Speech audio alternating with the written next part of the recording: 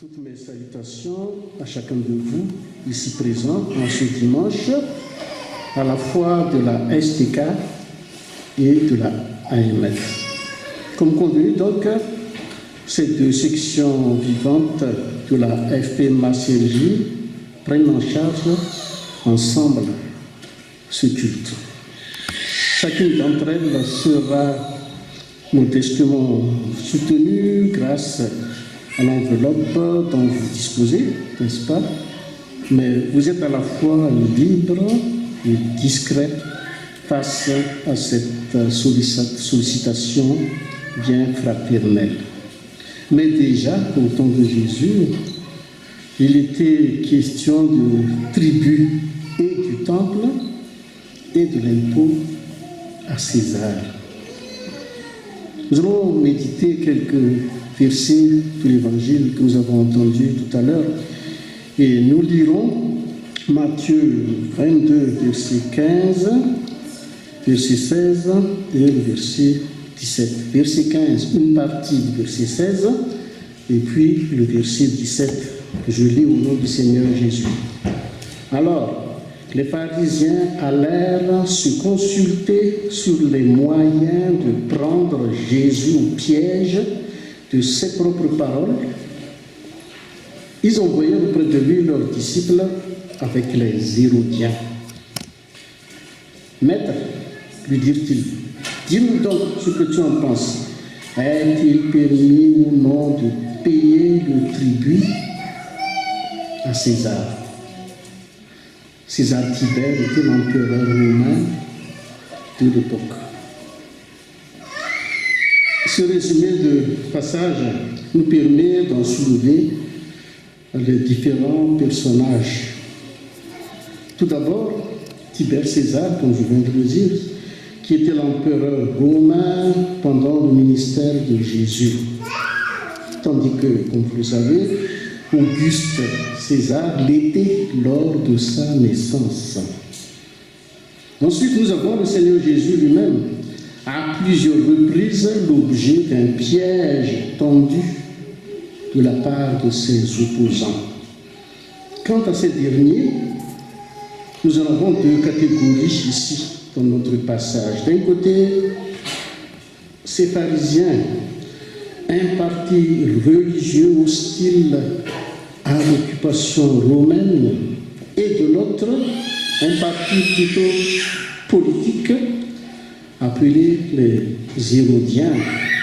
Et comme leur nom indique, ceux-ci héritent la mentalité pro-romaine depuis Hérode le Grand. Manifestement donc, ces deux groupes de personnes se détestaient farouchement. Mais comme par hasard, ici dans ce texte, ils se tendent la main pour tendre un piège à Jésus.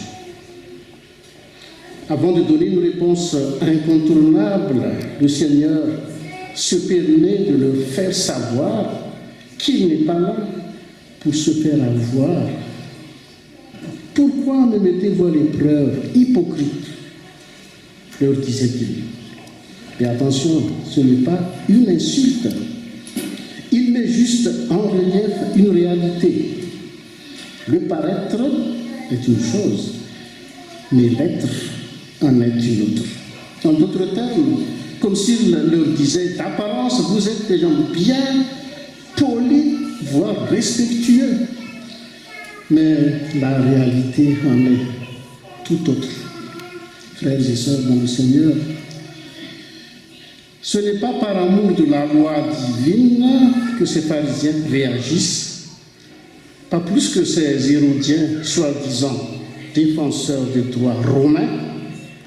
Et c'est pour cela que le mot hypocrite convienne bien à leur égard. Ce qui les intéresse, c'est de préserver leurs intérêts respectifs dans la société. Et le meilleur moyen de le faire, c'est de se débarrasser de ce Jésus dont la popularité galope. Grâce à ses œuvres bienfaisantes, au su et au vu d'une grande majorité de ses contemporains. Dans leur question, donc, ils cherchent à mettre le Seigneur Jésus entre l'enclume et le marteau. Autrement dit, quelle que soit sa réponse, il sera cuit, excusez-moi du langage quotidien. Est-il permis de payer l'impôt à César?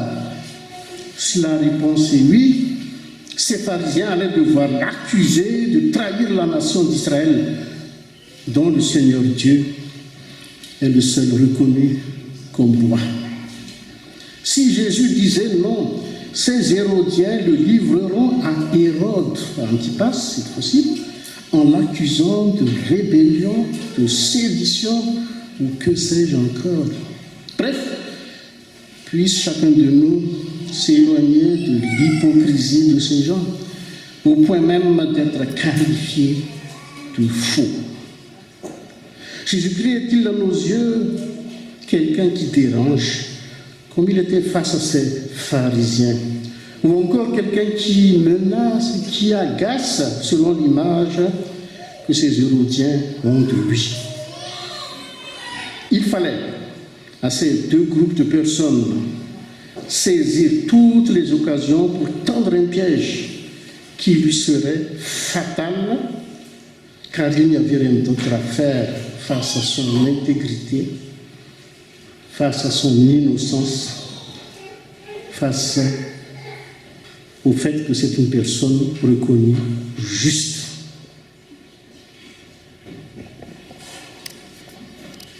D'ailleurs, ce sont eux-mêmes qui affirment une vérité le concernant. Vous savez, au verset 16, cette fois-ci la deuxième partie, nous lisons « Maître », et plus loin, « Nous savons que tu es véridique et que tu enseignes la voie de Dieu en toute vérité sans redouter personne, car tu ne regardes pas l'apparence des hommes. » C'est un peu curieux, n'est-ce pas? Ils savent que Jésus n'est pas n'importe qui. Il semble même admettre que le titre, j'allais dire académico-honorifique, maître, lui convienne très, très bien. Personne d'ailleurs ne peut faire des reproches à ses enseignements. Mais, frères et sœurs, reconnaître Jésus comme un simple maître le met sur le même piédestal qu'un certain Nicodème ou Gamaliel ou n'importe quel docteur de la loi de l'époque, car, comme nous savons, ces derniers ne sont que des gens comme vous et moi, c'est-à-dire reprochables, voire même indignes.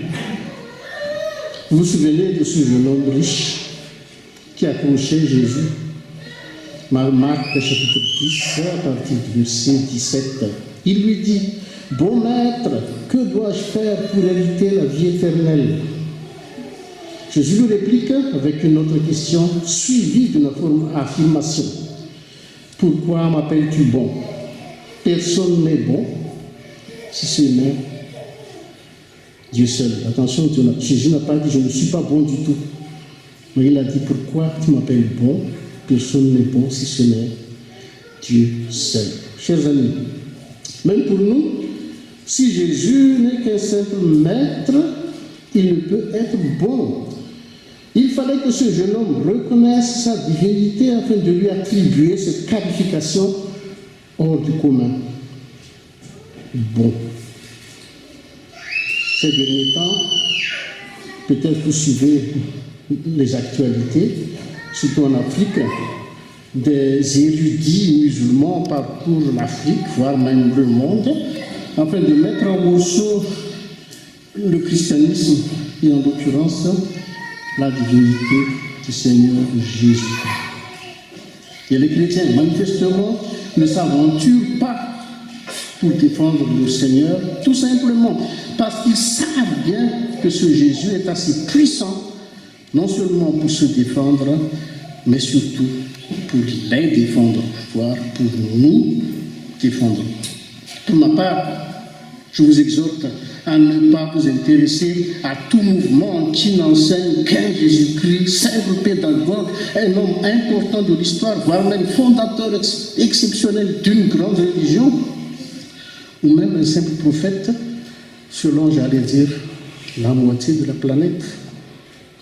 Je vous rappelle que seul le Dieu des chrétiens avait pris la peine de descendre sur la terre afin d'interpeller les humains qu'il est vraiment la vérité.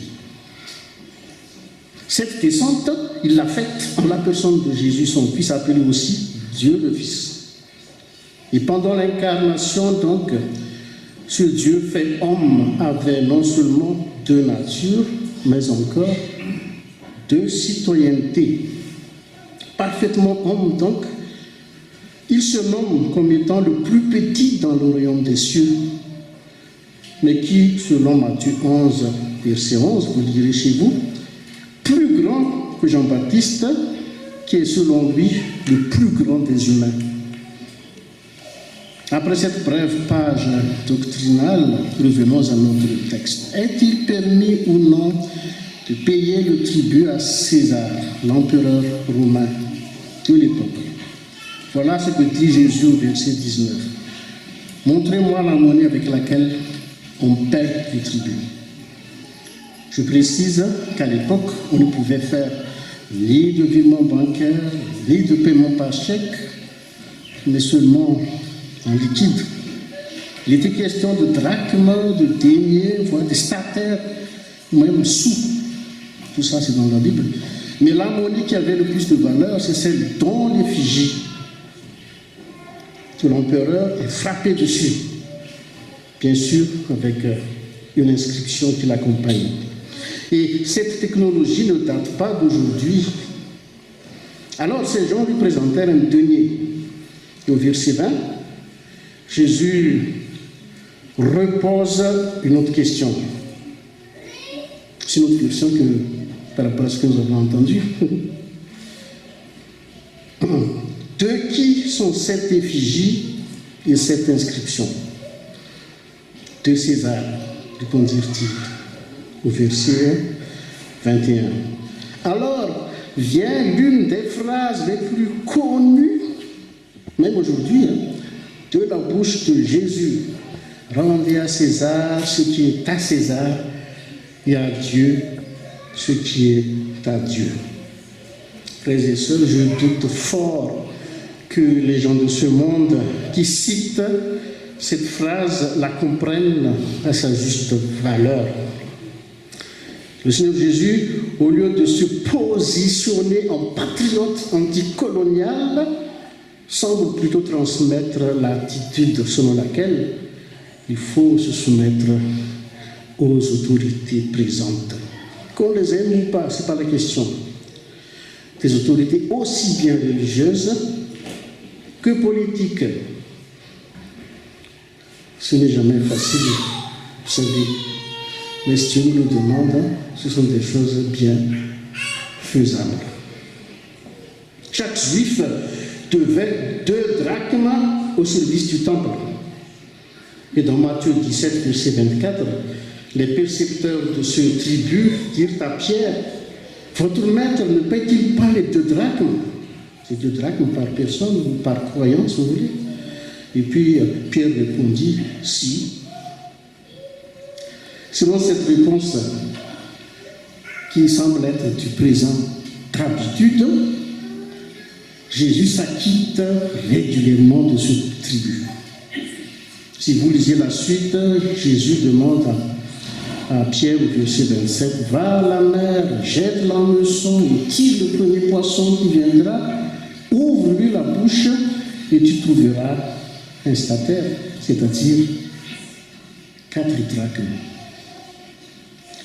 Prends-le et donne-le là pour moi et pour toi. Pour moi et pour toi. » C'est Jésus qui parle. En tant que citoyen de la terre, donc, Jésus paye pour lui. Et en tant que citoyen céleste, Dieu fait homme, il paye aussi pour Pierre. Ce auquel Nous sommes engagés pour l'Église. Le Seigneur Jésus ne nous demande pas toujours d'ouvrir la bouche d'un poisson comme ici, mais d'ouvrir nos poches, n'est-ce pas? Sachant que lui, il se charge de nous le pouvoir. Rendez à César ce qui est à César. Peut vouloir dire, s'il est le numéro 1 de l'empire dont nous faisons partie, rendons-lui ce que nous lui devons. En d'autres termes, c'est Jésus toujours qui parle. Je ne suis pas là pour entraîner les gens à la désobéissance civile. Chers frères et sœurs dans le Seigneur, dans la réponse de Jésus, il y a aussi un message. Si d'un côté, il nous exhorte à la soumission aux autorités terrestres, de l'autre, il nous révèle qu'au-dessus, il y a bel et bien le Créateur qui avait établi ces autorités en question. L'effigie de Dieu ne se trouve sur aucune pièce de monnaie, à l'époque comme aujourd'hui, bien entendu. Mais chaque être humain, et nous le savons bien, il l'a créé à son image, selon Genèse chapitre 1, verset 26. Faisons l'homme à notre image, selon notre ressemblance. Et quand la deuxième partie de sa réponse dit « Rendez à Dieu ce qui est à Dieu », c'est un appel, tout simplement, n'est-ce pas, adressé à chacun de nous. Il est écrit au début de Romains 12, « Je vous exhorte donc, frères, par les compassions de Dieu, à offrir votre corps comme un sacrifice vivant, saint, agréable à Dieu, ce qui sera de votre part un culte raisonnable. » Toute la dynastie de César a disparu. Le temple de Jérusalem n'est plus. Tout ce qui est matériel reste passager. Le culte de notre part, qui est ici qualifié de raisonnable, c'est ce don régulier de tout notre être, voire de tous les aspects de notre vie. S'il y avait une inscription relative à l'autorité impériale sur les monnaies romaines de l'époque, à nous tous qui appartenons au Seigneur Jésus, Paul dit, vous êtes une lettre de Christ, écrite, non avec de l'encre, mais avec l'Esprit de Dieu vivant, non sur des tables de pierre, mais sur des tables de chair, sur vos cœurs. Nous trouvons cela dans la deuxième épître aux Corinthiens, au chapitre 3. Manière de dire, nous avons à la fois l'effigie de Dieu et une inscription du Christ comme un évangile qui bouge, qui se déplace.